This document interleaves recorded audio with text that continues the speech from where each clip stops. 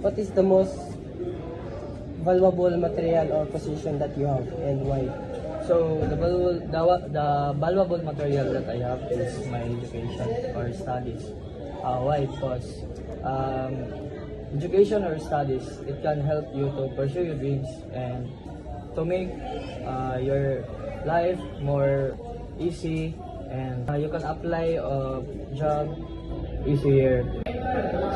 Who is the most valuable person in your life? So the most valuable person in my life is my parents. Why? Because they are the one that um, they are the one of my inspiration in my studies and in pursuing my dreams.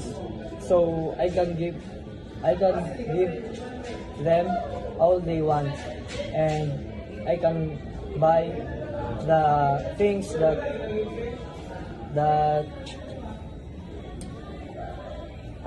that they want also, and also I can buy a car or a house for myself. Okay, thank you, thank you. What is the most valuable material or position that you have and why?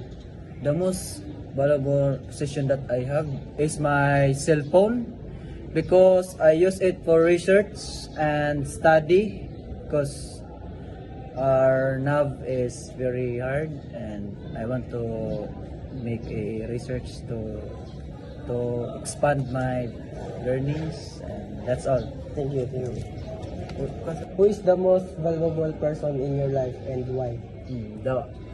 The most valuable person in my life is my mother because she's my inspiration in everything and my strength because she's motivate me and and she helped me for my studies and everything that I need, and she provided. Thank you. Thank you, thank you. So for the first question, what did you learn from the answers of the people you interviewed? I learned that people treasure material things that carry meaning or purpose. That they value people who give them love or support and companionship even more. So for the next questions, how do their answers relate to the idea of the material self?